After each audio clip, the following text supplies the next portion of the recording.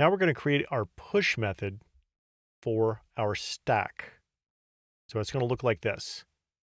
We have that new node up there with the 11, and we're going to push that on. We're going to move top up to point at that.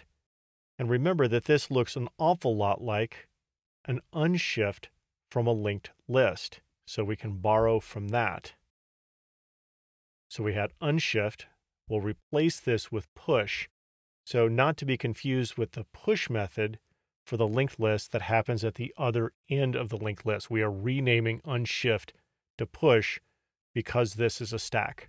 Just like unshift with a linked list, our first step with push is going to be to create a new node. Once we create that new node, we need to figure out what kind of stack are we pushing this onto. Is it a stack that has any items in it, or is it an empty stack? Because those are going to be two different situations that we're going to have to code for. So then we're going to say if this dot length equals 0, in other words, we have an empty stack. In the linked list, we said this dot head and tail was equal to new node. Here, we're going to say that this dot top equals new node, which does this and would give us our first item in the stack.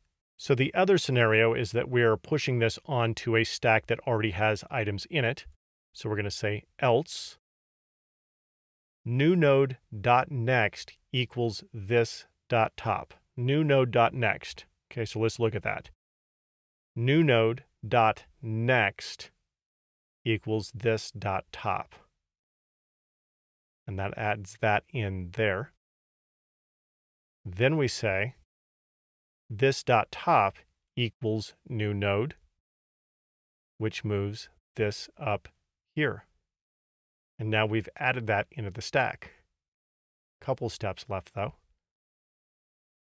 We're going to increase the length by 1, and then we're going to return this, with this being the entire stack, because the push method is part of that stack class.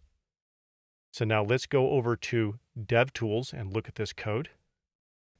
So there is our push method there. Let me scroll up a little bit. It is part of our stack class that we've created. We have a constructor there. Let me scroll back now. So what we've done down here is where we said let my stack equal new stack with the number 7, and then pushed on the 23, the 3, and the 11, is we've created this stack here. So we started with the 7 at the bottom and pushed on the 23, the 3, and the 11. Let's flip back over here, and we will run this.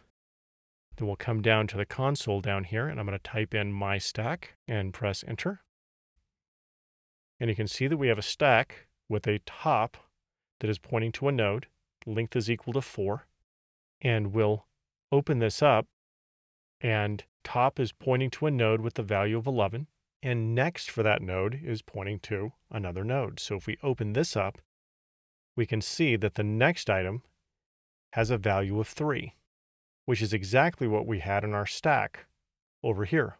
The 11 points to the 3. And we go back. And you can, of course, keep expanding this out and look at all the rest of them. And that is our method for push.